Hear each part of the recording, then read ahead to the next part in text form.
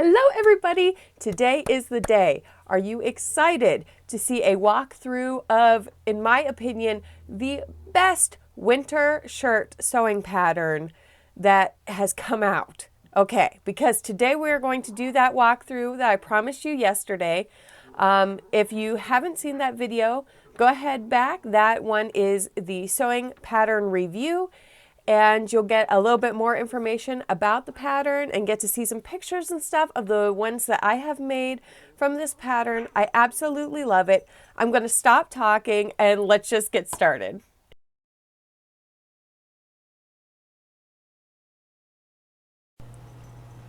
So we are going to start by cutting our fabric. This tutorial is for the snap placket, and so I'm cutting out the top part of the bodice. So this particular part is for the back. If you want to cut out all of the pieces for your entire shirt first, you can do that. I find myself losing track of where I'm at, so I like to cut the pieces out as I go. So just want to make sure that fits on the piece. And then we're going to grab some regular scissors and cut around the neckline for the front. And I just left a small part that wasn't cut, so that way I could fold it up and continue to use this pattern piece, and I didn't have to worry about losing any pattern pieces, more importantly.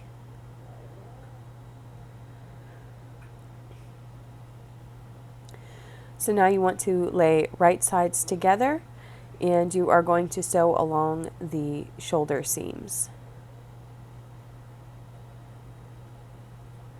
If you are having any problems sewing your fabric, then you can add a walker foot. I didn't have too many problems with this though, so I did not need a walker foot, and I just used regular fleece from Joann's. They had a sale where it was $4 a yard, and so I figured, yeah, why not? So now we are going to cut out the sleeves, and so these are also cut on a fold. And one of the things that I really like about this project is the drop shoulder. It really gives it a classic and comfy feel to it. And yeah, I really, really enjoy it.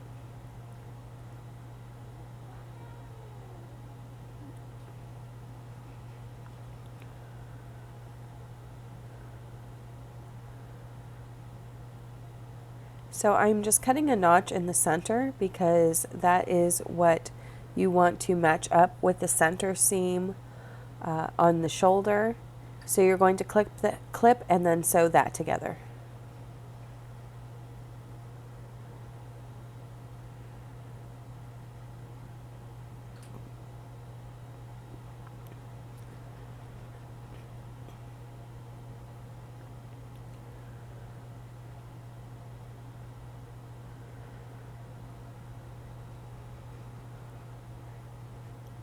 And once you've done that with one shoulder, then you want to do it for the second shoulder as well.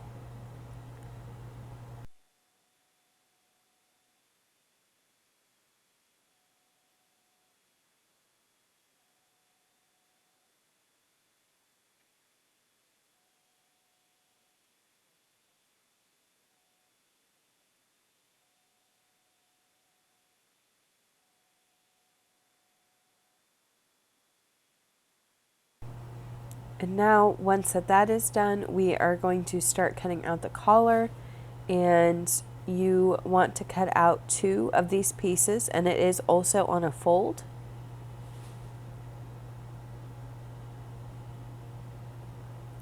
I like that most of these pieces are on a fold so that it makes it easier.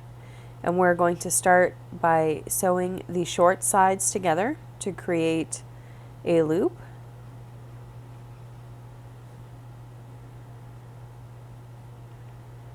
Then you want to put them right sides facing. So I turned one of them right side out and the other one is left inside out. And we want to slip it inside.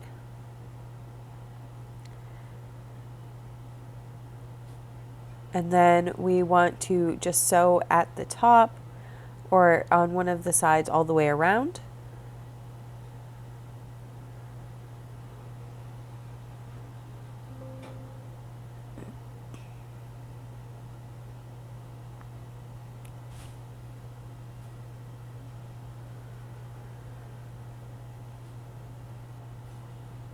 So now we are going to turn it right side out, make sure that everything is all nice and beautiful. And we are going to take the top part of our shirt. We are going to line it up on our shirt. So the back seam I am putting in the center back. I did cut a little notch just to make sure that I did get it on straight. And you just want to go ahead and clip it. And then I'm finding the center front so that I can clip it also to the center front. And you can use as many clips as you want, or you don't have to use clips if you don't want to use clips. So now you're going to go ahead and sew this on using a 1/2 inch seam allowance.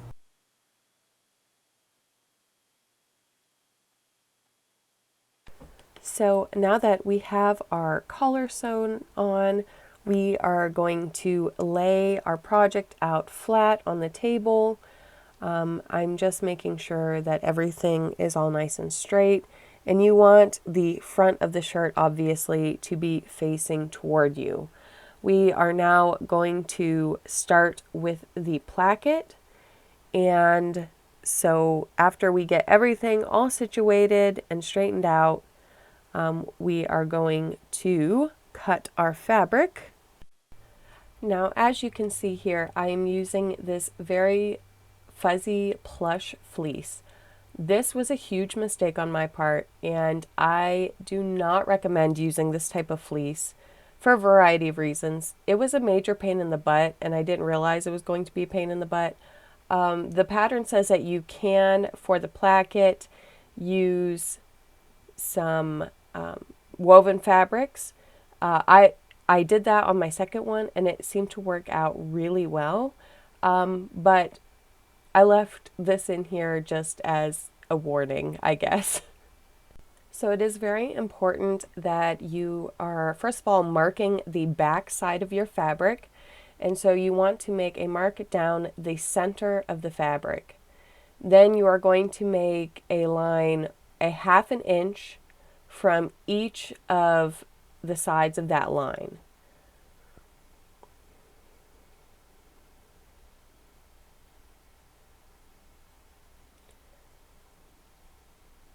So now you are going to pin and sew. Right now I'm finding the center front, and that is where that middle line is going to line up.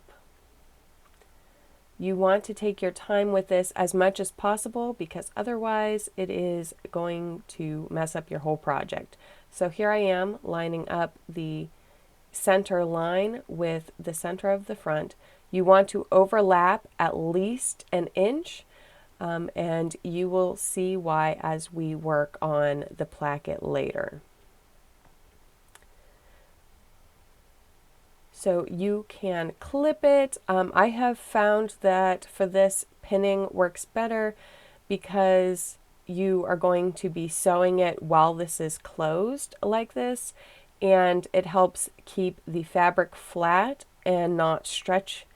But if you're using a woven fabric, of course, then this placket material will not stretch. If you are using a woven fabric, though, depending on the thickness, it is recommended in the pattern to use interfacing just to give it a little bit more structure. So now we are going to sew on the 2 outer lines. And so this is why it's really important to have it pinned in place so that it is not going anywhere, because you will constantly have to stop and readjust the neckline. If it is not pinned, then you run the risk of it becoming off center, and it will be noticeable if you mess this part up. So be sure to take it slow.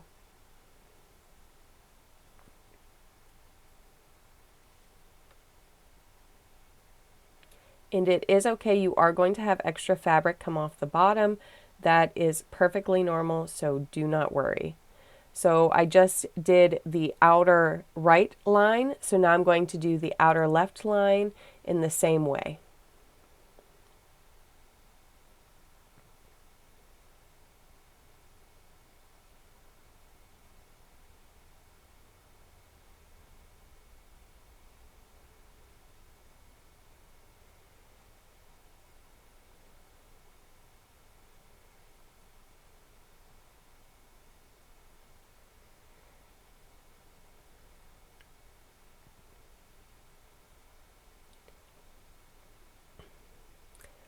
So now you're going to take it off of the material, and you're going to take your scissors and you're going to cut down that center line that you made. And you want to cut only through the front. Do not cut through the front and back. Trust me, you don't want that kind of mess.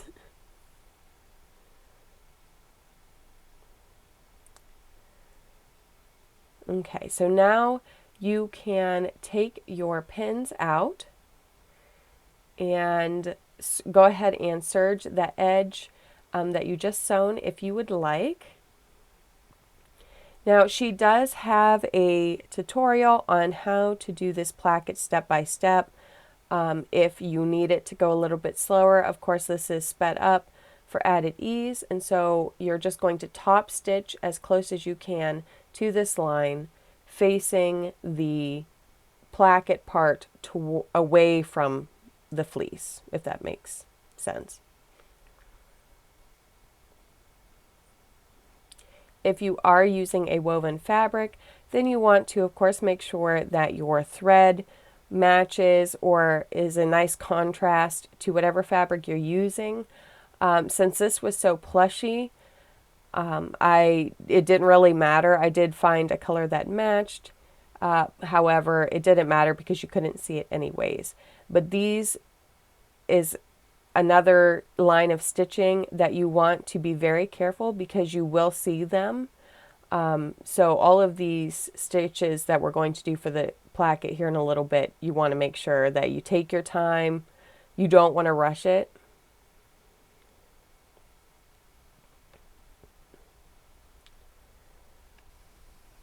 Okay, now this is a part that was a little confusing.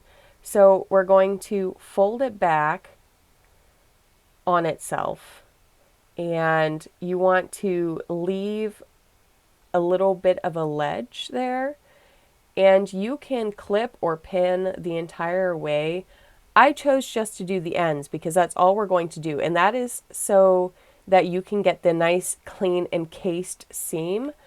But you want to add the little ridge at the top so that you can flip it over and it gives you where you can sew it. So you want to sew the two ends, and this will take literally just a moment to do each side. So there will be a total of 4 ends that you need to sew.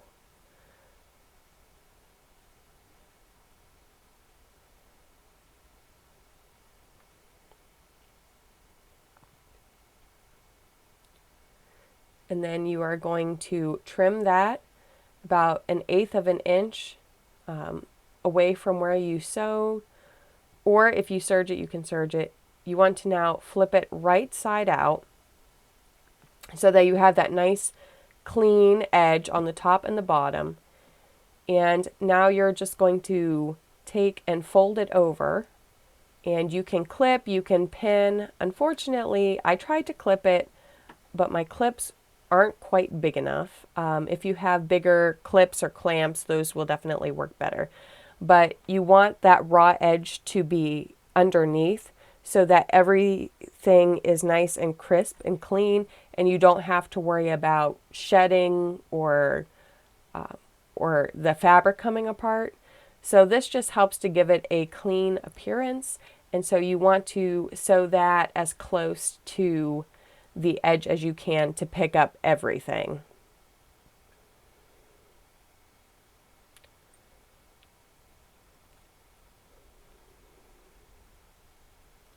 Again, this is another part where you want to take it slow because depending on the fabric, you will see these line of stitches. This is where I ran into the problem with the plush fleece because one, it got so bulky that I was having a hard time, but two, the fabric was really stretchy, more than I realized, and it ended up moving out of the way, so I ended up having to hand close it in a couple areas. So now we are going to do the bottom. So I'm cutting out the bottom part of the bodice, and this is of course cut on a fold, and you need 2 pieces, one for the front and one for the back. it is recommended for this placket bodice that you do, if you're going to add the pockets, that you add them to the sides. And so I'm just taking that same penguin fabric that I've been using, and I'm going to use that for the pockets just to add a little bit of contrast, and because I wanted to use as much of this fabric as I could, and it just so happened I had enough for the pockets. I am not a fan of wasting fabric, so if I can use any little scraps for anything like that, then I'm going to do it. So what I like to do to line up the side seams for these pockets is I lay my pattern piece on top of the fabric, then lay my pocket piece on top of that, and then carefully slide the paper out. That way it lines up. And then when doing the other side, I just line it up with the pockets. When you're done, baste them in. So now we are going to go ahead and add the bottom part of our bodice to the top part. So you want to make sure the top part is overlapped, and you want to line up to the best of your ability the sides. And so this, depending on your fabric, may or may not be a challenge, and you want to go ahead and sew that. For me, this was a challenge because, again, the problem I ran into is my light blue fabric stretched a bit. And so, you know, it's going to give me problems for the entire rest of this project. So I am sorry for that. But it is a good warning example. If you are not using fabric that is kind of stretchy, as a pattern suggests, then you won't have this problem, and it will go a whole lot smoother. When coming to the placket, just go over it a couple times to give it more structure. And of course, you want to do the same to the back. So now we are just lining up our side seams, lining up the front and back of our pockets and our sleeves. We are going to close this up in one good run.